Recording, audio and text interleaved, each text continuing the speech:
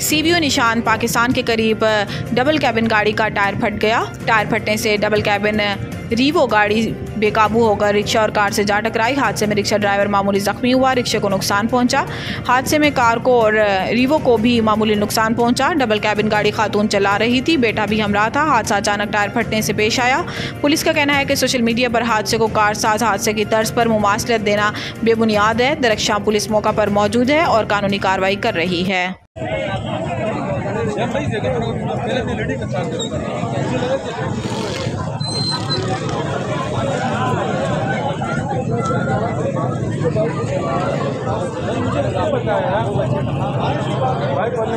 भाई बना वीडियो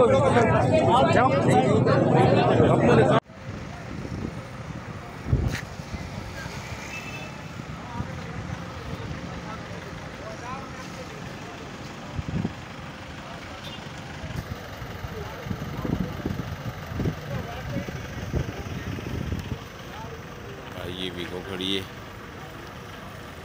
ये पुलिस खड़ी है 151।